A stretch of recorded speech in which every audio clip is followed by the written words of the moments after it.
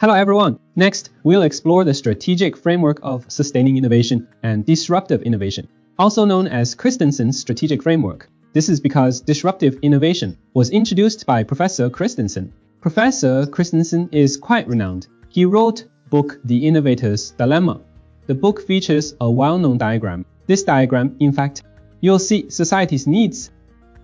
Here we have the time dimension, and this represents product performance. As we journey through different eras, our societal needs evolve and change. In earlier times, the needs of the lower end of the market were quite basic, while the higher end of the market had more sophisticated expectations. As time goes on, the needs of the lower end of the market gradually rise as well. They keep rising, and at a certain point, they're comparable to what was once the higher end. Like all of you here today, what short videos do you usually watch? Actors acting, Andy Lau singing, Jay Chou singing. Do you realize what you're experiencing? It's like what emperors enjoyed in ancient times. So as time goes on, our needs in this area are constantly increasing. At the same time, our technology is constantly improving. This is where continuous innovation comes in, the innovation of our products. It'll improve over time. It'll keep getting better. It'll become even more amazing. Why would it become so amazing? Because in the beginning, there was a gap between our technology and customer expectations. Because of this gap, customers will find fault with you that criticism is the driving force for improvement. So you'll constantly work to close that gap. Close the gap once it reaches a certain point. When you start to excel, guess what? Analysts and followers emerge hot on your heels. This forces you to keep innovating, pushing you further. This is what we call sustaining innovation.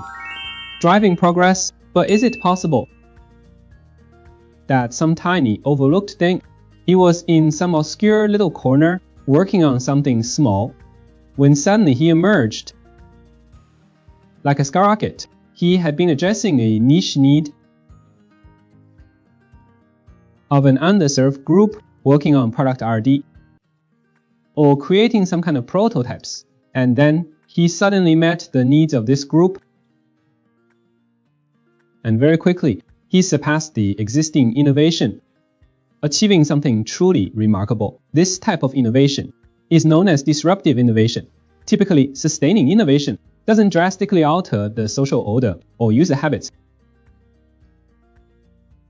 It's a gradual process, a slow, steady progression. Disruptive innovation, on the other hand, happens suddenly. That said, the process itself isn't instantaneous.